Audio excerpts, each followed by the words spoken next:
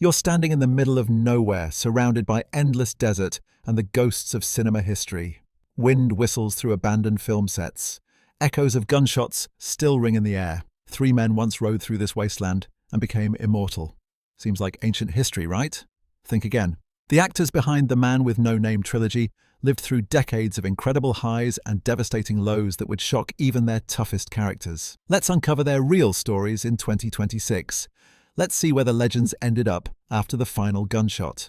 Clint Eastwood, The Man with No Name, 1964 to 1966. Number 1, we have Clint Eastwood, who created the most iconic nameless character in cinema history from 1964 to 1966. Clint was 34 years old when Sergio Leone cast him as the mysterious drifter, appearing in all 3 films that would transform him from TV cowboy to international superstar. In 2026, Clint is an incredible 96 years old and still directing films. Before Leone discovered him, Eastwood was struggling as a contract player at Universal Studios. His role as Rowdy Yates on the TV series Rawhide gave him recognition but little creative satisfaction. When Leone offered him $15,000 to star in an Italian Western, Eastwood saw it as a paid European vacation with a bonus paycheck. That modest sum would become laughable as Eastwood eventually commanded $15,000 to star in an Italian Western. Eastwood saw it as a paid European vacation with a bonus paycheck. That modest sum would become laughable as Eastwood eventually commanded $20 million per film and billions in box office revenue. What followed the trilogy was nothing short of extraordinary. Eastwood transformed himself from action star to Oscar-winning director, creating a filmography that ranges from tough guy classics like Dirty Harry to sensitive masterpieces like $1 Million Baby. He built Malpaso Productions into one of Hollywood's most respected companies, always delivering films on time and under budget. His 8-year stint as mayor of Carmel by the Sea, California in the 1980s showcased his pragmatic politics, though his later political statements at the 2012 Republican National Convention raised eyebrows when he addressed an empty chair representing President Obama. Despite controversies, Hollywood always respected his filmmaking prowess. Now in 2026, Eastwood has defied all expectations, directing his 41st feature film at age 96. While he's slowed physically, his mind remains razor-sharp, and younger directors still seek his wisdom. The Man with No Name was a mystery, but Clint Eastwood became Hollywood royalty who never stopped riding into the sunset. Number 2, we have Lee Van Cleef, who played the cold-blooded Angel Eyes and the vengeful Colonel Mortimer.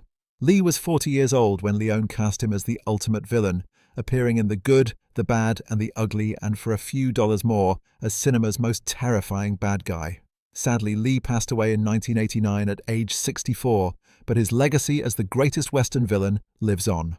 Before Leone resurrected his career, Van Cleef had appeared in over 50 films, mostly in small roles as forgettable villains. His distinctive hawk-like features with piercing eyes and sharp cheekbones made casting directors immediately place him as a bad guy.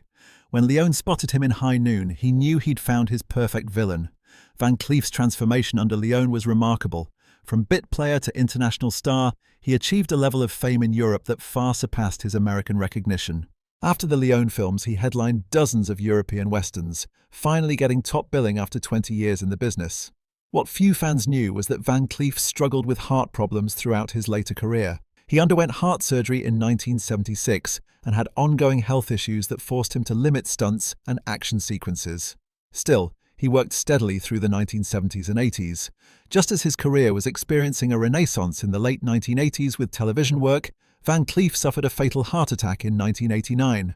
Angel Eyes was pure evil, but Lee Van Cleef was a gentleman who found fame playing the devil himself. Number 3, we have Eli Wallach, who stole every scene as Tuco, the Ugly, in the trilogy's masterpiece.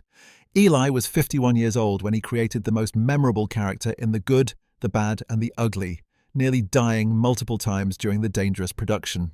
Eli passed away in 2014 at age 98, having lived one of the longest and most distinguished careers in Hollywood history. As a serious method actor trained at the Actors Studio alongside Marlon Brando, Wallach almost turned down the role of Tuco. His prestigious theatre background made him hesitant about an Italian Western, but Leone convinced him it was an opportunity to create an unforgettable character. The filming nearly killed him, literally. In one scene, Wallach narrowly avoided decapitation when he was lying near train tracks and a metal step protruding from the locomotive missed his head by inches. During the infamous hanging scenes, his horse bolted while he had a noose around his neck. Perhaps most dangerously, he accidentally ingested acid used to create smoke effects when filming a scene where he breaks open ammunition with his teeth. After surviving the production, Wallach returned to prestigious film and theatre work, alternating between Broadway and Hollywood for the next 5 decades. His marriage to actress Anne Jackson lasted 66 years until her death in 2016, making it one of Hollywood's most enduring relationships. In his final years, Wallach received an honorary Academy Award at age 95, recognition long overdue.